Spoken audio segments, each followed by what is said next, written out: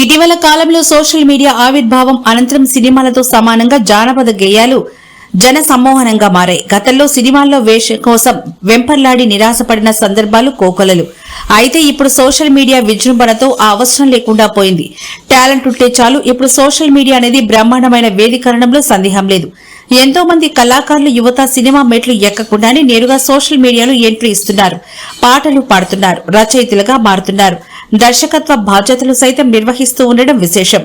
ఒకప్పుడు ఫోక్ సాంగ్లు అత్యంత ప్రజాదరణ పొందినప్పటికీ వాటికి సినిమాల్లో ఛాన్స్ ఉండేది కాదు. కానీ ఇప్పుడు పరిస్థితి మారిపోయింది. అత్యంత ప్రజాదరణ పొందిన పరిస్థితిలో ఫోక్ సాంగ్స్ ను సినిమాల్లోకి తీసుకునే పరిస్థితి కూడా ఉంది. ఇది ప్రపంచ వ్యాప్తంగా ప్రత్యేకించి ఇండియాలో 2 తెలుగు రాష్ట్రాల్లో కూడా వచ్చిన గణనీయమైన మార్పడంలో సందేహం లేదు.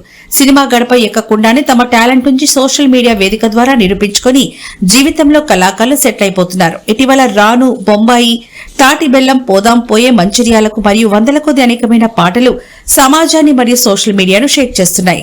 మిలియన్స్ లో వ్యూస్ ను కొల్లగొడుతున్నాయి. తాజాగా పోదాం పోయే, మంచిర్యాల అంగడికి అనే పాట కూడా అత్యంత జనాదరణ పొందుతోంది.